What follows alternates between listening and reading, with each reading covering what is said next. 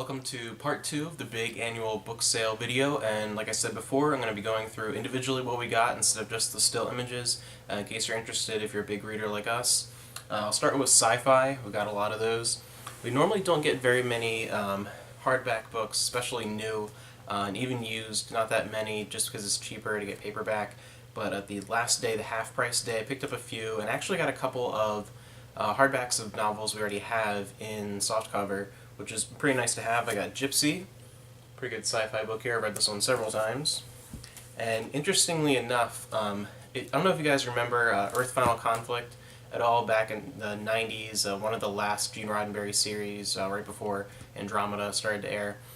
Something where I had seen the first season back in the day and kind of lost touch with it as it changed times and changed networks and things like that. And I was able to get, for my birthday, my in-laws gave me a DVD of the first season of Earth Final Conflict and started watching and getting back into that again. And somehow then, just a few days later, I found a novel based on the first season of the series. It's actually a prequel to the first episode, so that's pretty cool. I found a couple of Bean sci-fi, which my wife definitely does not like. They're definitely more towards me. She doesn't like the hard sci-fi and any of the very militaristic sci-fi. I got another book by David Weber, Ashes of Victory. Don't really know much about this one, but it seemed interesting. And by Elizabeth Moon, Against the Odds. And this is one I have read before in paperback. I have this. And I didn't know what Moonflights is, but it looked pretty good. And again, it's by Elizabeth Moon, and because I liked another book by her, I decided to pick it up. We did get a handful of Star Trek books, not as many as in past years. Usually we leave with maybe like 20 or more. They usually have a lot. But this year it was a lot of just the original series, and I don't get a whole lot of those. Ended up picking up Star Trek The Lives of Dax. This one looked really cool. One of my favorite characters from Deep Space Nine. And Ghost Ship, which is actually #1 in the Next Generation series. So I definitely had to grab that, because having a #1 is pretty interesting, even though normally, like I said before, my Star Trek novels video, a lot of the older ones really aren't that great. They're kind of glorified fan fiction, but having a #1, can't pass that up for 50 cents. Star Trek Next Generation, Foreign Foes, and I got a novelization of The Voyage Home, Star Trek 4, and that's the last one I needed of the movie novelizations, so that was good to grab that. And a couple of Voyager. Voyager is by far our smallest selection of Star Trek books. Definitely Next Generation and Deep Space Nine are up there. Then original series, then kind of any other little spin-off things, and then Voyager. Not sure why, I just haven't picked up a whole lot over the years. Completed the Invasion series, The Final Fury. I talked about this again in my Star Trek book video. This is one I had read before, and I have the other 3. And for some reason I just never owned a copy of this one, but now I do. And Star Trek Voyager Ragnarok, #3, and Pathways. So a few Voyager ones there. I picked up one Shadowrun. We have quite a few of those. So I got one Shadowrun book here. And an older paperback copy of Heinlein's Friday. I have another paperback copy and a hardback. This is an older edition from the 80s, so it was pretty nice to grab that.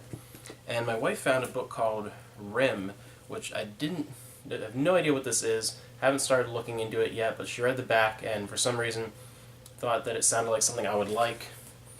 It says, Kamikaze Otaku, Orbital Hot Tubs, Soul-Traversing Monkeys, Yakuza in Pneumatic Suits, and Murderous Cyber Babies. So apparently that reminded my wife of me, so I'll have to check that one out. The Stars, My Destination. This is one that I've heard a lot about. It's supposed to be one of the best sort of 70s, 80s, that sort of golden age of the thin paperback sci-fi novels coming out constantly. And never read it and don't know much about it other than that it's supposed to be really good, so it's cool to find that. And I found a couple other really old ones, a lot from 60s, 70s, and 80s, which is kind of the time period that I prefer for sci-fi novels. I found a copy of Starbridge, a bunch of 70s and 80s books published by Dahl. We found some in fantasy and science fiction, one of our favorite publishers, and we never had any of their really, really old works from sort of the early years, first 2 decades of Dahl before we were born. And I found part of the Fated Sun trilogy, and we do have a newer release where it's the whole trilogy in one big book, but it's nice to have an original print. I have a few more, again, from that era. A lot of old DAW books, which is really, really cool to have. I love getting these old 70s and 80s sci-fi, like I said. I love the art, I love the covers of a lot of the old ones. I tend not to like reprints. And lastly, a little bit more Bean sci-fi here.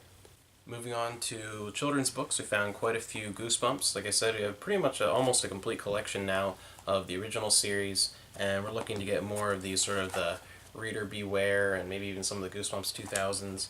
But a lot of those old ones, a couple of like reprint covers along with a lot of original covers, a whole bunch of Goosebumps. This is a series where my wife and I both grew up in the 90s reading Goosebumps, so it's kind of a nice sort of childhood nostalgic thing to collect and something we would like to share with our kids.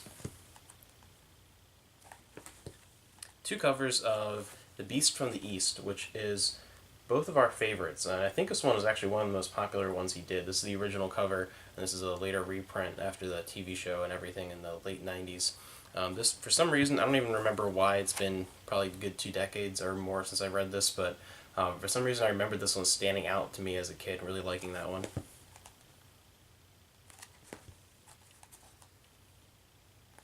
I think we actually got 2 copies of this one with the same cover. Not sure how that happened, probably on different days. Sometimes you forget just going every morning and seeing what you picked up.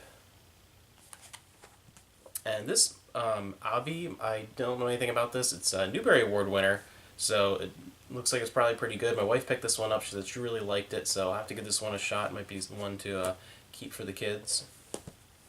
Indiana Jones and the Last Crusade. This is one of those novelizations of the movie, but the kids ones that have lots of pictures from the movie and the set in the middle. Those are kind of pretty interesting there. A Mighty Morphin Power Rangers full color book here. At first I thought it was going to be an activity book, but instead it's actually just a bunch of color pictures and some information from the original series. Love those if you are someone who grew up in the 90s, you know about the original Power Rangers. One that I was most excited for in this category, kids books, was A Tale of the Dark Crystal, which is a really beautiful children's book of the Dark Crystal, one of my favorite 80s movies. So that was really, really cool to find. And going along with sort of the theme of Goosebumps, one of the main competitors was Dead Time Stories. And Dead Time Stories really didn't do very well, didn't last that long. I think there's probably less than 20 of these, I forget off the top of my head. But I actually preferred these to Goosebumps. I actually thought they were better, and not a lot of people know about these. Something else that was really popular that I never read, but my wife was a big fan of, were the Bunnicula books. And there were tons of these. I had no idea there were that many. We only had a couple of them, so we were able to find 4 more, which was nice. Next we'll do fantasy. We'll start off with, again, some of those old DAW printings from the 70s and early 80s. A couple of really interesting ones there. So we got a total of about like 7 or 8, I think. That was really, really cool. I'm really excited to go ahead and read these. Love fantasy and sci-fi from that time period. A couple of Forgotten Realms. It's kind of impossible to go to a used book sale like this and not pick up at least one Forgotten Realms. Beauty and the Beast. I don't know if any of you have ever seen the old live-action Beauty and the Beast. Here's a picture of the Beast on the back cover here from the old live-action series. It was actually pretty good. I mean, I haven't seen it since I was a little kid, so maybe a little rose-tinted glasses, it might be terrible if I went back and saw it now. But I do remember kind of liking it, and my wife really liked it, and Beauty and the Beast is her favorite Disney film, so it was really cool to get these 2 books based on the live-action series. Jonathan Livingston Seagull, in honor of my father-in-law.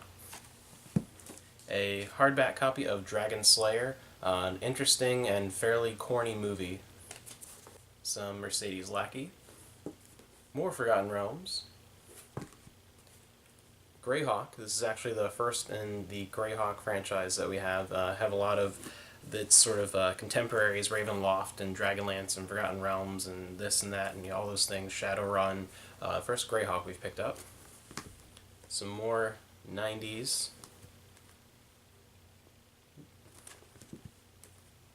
More Mercedes Lackey.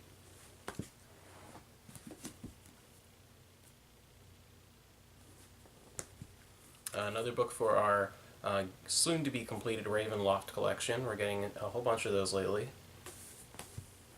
Novelization of Hook. Warcraft, Day of the Dragon, and I do have another copy of this as part of a collection of the first 3 books based off of Warcraft, but now I have it individually.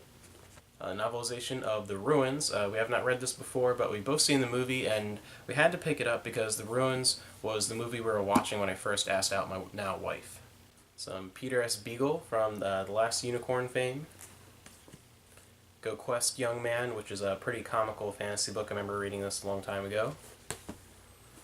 And lastly, two older fantasy books, Redbeard, which looks really good, and one of the older Conan books. Next is the big one, manga. One Piece, Volume 2 and 3. Elf Quest, Volumes 4, 5, and 6. Cowboy Bebop, Volume 1. Hellsing, Volume 1. World of Warcraft, Shaman. Ragnarok, Volumes 1 and 2. Miki Falls.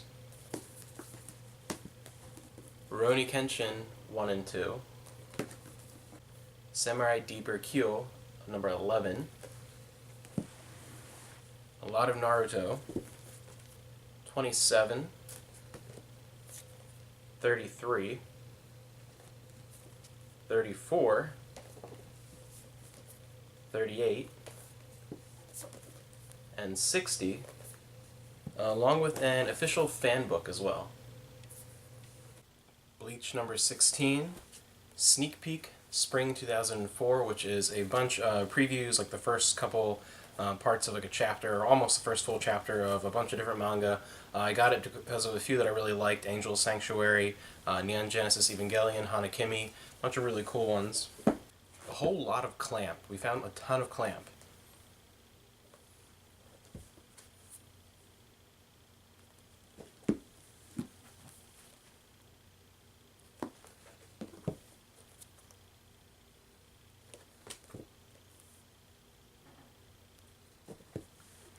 Including a lot of Chobits. Able to pick up was this volume 2, 4, 6, 7, and 8. DBZ number 18, Brave Master, Spellbinders, Planet Ladder, number 3, I believe, yeah, 3. Volume 1 of Akira, pretty cool. And this one is actually entirely in color, too, the whole thing. A collection of Hollow Fields, the whole thing. This one, both my wife and I are looking forward to reading. Never heard of this one before, but it sounds really interesting. Shaolin Sisters, number 1. And Bizengast, number 1 and 2. Hot Gimmick number 6 and 7. Even more endless manga. And more. And look, even more. Tokyo Mew Mew number 2 with a very sparkly, shiny cover. Jin King of Bandits number 1. I used to really like reading this series. Never had any of it before to own, so it's nice having volume 1 at least. Vampire Game.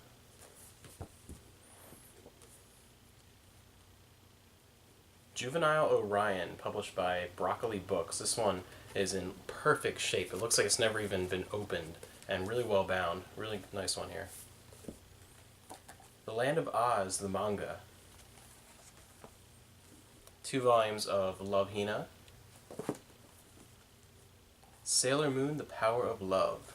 Even more manga. And last but certainly not least, Record of Lotus War. I really like the manga. I've played several of the video games. There's a bunch more I know on things like the PC Engine, and there's I think one on Sega CD as well.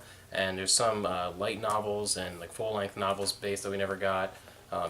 Really like this series, everything that I've experienced of it so far. And to finish up here, I'm going to go over the sort of odds and ends and things that don't really fit into any of these other categories or aren't even books at all. First up is an Introduction to Modern Japanese, published in 1977. So yeah, I'll pick up some slang to help me keep up with the young kids these days. And interestingly enough, I found a rule book and a campaign guide for Shadowrun. Kind of an odd thing to find at the book sale, but pretty neat find there. And a strategy guide to Dragon Lore, a game that was originally on the PC and then ported to the 3DO. And it's something I actually do want to get for the 3DO. I remember playing the PC version, so hopefully I'll be able to use this. Aren't too many differences, I believe. Really, really cool find. You don't really find a lot of 90s strategy guides pretty easily, especially in good shape. And as I showed you before, a couple of my era of Dungeons and Dragons. And a really cool science fiction art book that sort of takes you through multiple decades of very famous art in the sci-fi genre. Picked up 2 DVD sets for $5 a piece, 2 seasons of MASH, my third favorite show of all time, so that was pretty nice to get. And I like these, the original DVD print run, where it's the thicker backs. They have later ones that are about half that size with the same number of episodes, and then of course the big box sets, but I like these sort of thicker looking ones here. And occasionally I'll pick up some sort of random VHS if it's something I'm very nostalgic for, especially things like this that kind of form a picture on the side. I like a lot of those. I picked up some Dragon Ball Z. As you can see, it's the Trunks Saga and the Garlic Jr. Saga. So that about wraps things up. Again, yeah, a ton of stuff. This is by far the most successful year we've ever had, almost as much as the last 2 or 3 put together, especially the manga. That's just insane. That's more we've ever gotten in a year before. So a great year, and hopefully it'll be just as good next year, but I kind of doubt it. I feel like they just kind of got cleaned out, but who knows? I could eat my words 12 months from now, and hopefully you'll still be around to check out next year's video. Again, thank you for watching, especially if you went ahead and watched both parts. Thank you very much for watching, and be sure to tune in next week as I start my whole Summer of Sega.